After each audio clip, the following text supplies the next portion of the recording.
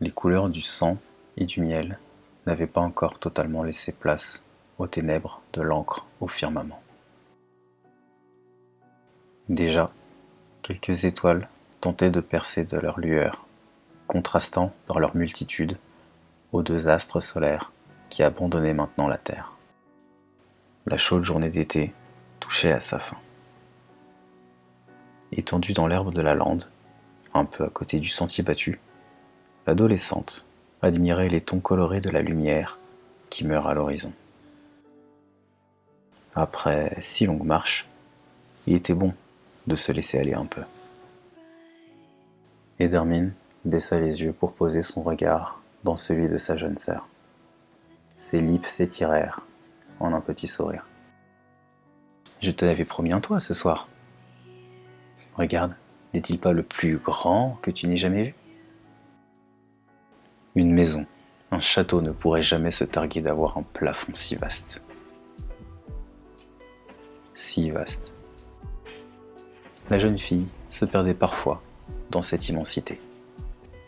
Là, les mains derrière la tête, il lui arrivait d'être prise d'un vertige aberrant, de se prendre à rêver que son échine quittait soudain la terre, qu'en fait, le ciel était le bas et que, sous ses pieds, l'infini la happait.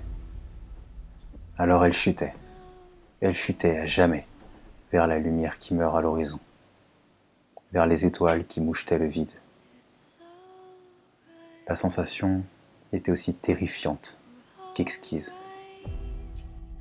Si l'obscurité de la brune cachait les pires angoisses, la clarté de la lune faisait briller tous les espoirs des cœurs plongés dans les ténèbres, comme les étoiles.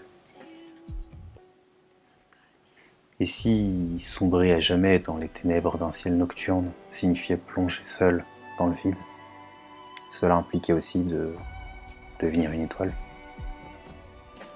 Une lueur qui inspirerait ceux qui s'extasiaient de la voûte céleste à la nuit tombée.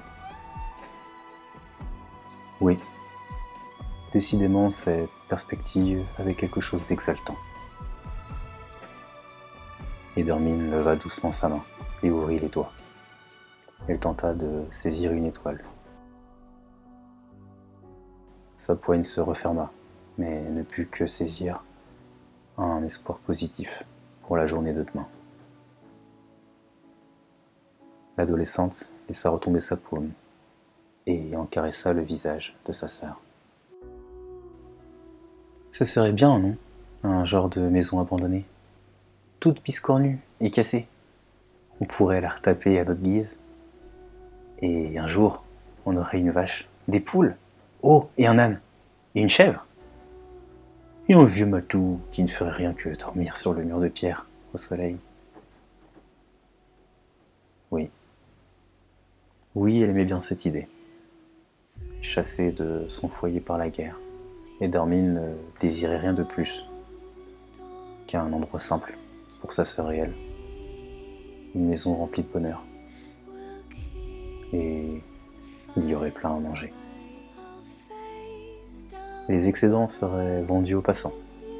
Des œufs, du fromage, du lait, des champignons et des baies peut-être.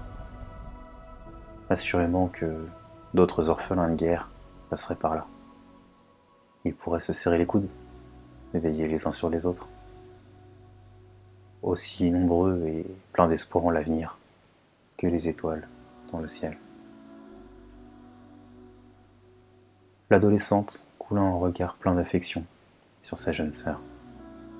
Ses doigts se perdirent dans sa longue chevelure, aussi noire qu'une corneille. Les orbites vides lui jetaient ce regard profond, cette plongée dans l'insondable du ciel nocturne. Cette humilité qu'inspiraient ces deux cavités. Tenir le crâne d'un mort rappelait souvent qu'on n'était rien. Malgré tout, elle devait le faire. Gonfler son âme le plus possible, la rendre la plus riche possible. Qu'elle croisse pour passer d'une simple étoile éphémère à une lune, mieux, à une soleil. Si Eli Laïla, la toute-mère, n'avait pu garder sa sœur en vie, il lui incombait maintenant d'aller quémander son âme auprès de Dub. Le dieu vide était vorace. Il prenait et ne rendait rien. Mais peut-être accepterait-il un échange? C'était ce simple vœu qu'elle fit ce soir. Les étoiles dans les yeux, l'espoir gonflant son cœur. Elle s'assoupit, enfin rassérénée. Cette nuit-là, elle fit le rêve que sa sœur dansait et sautait dans les airs autour du feu, comme un oiseau jadis en cage qui maintenant jouerait avec les nuages.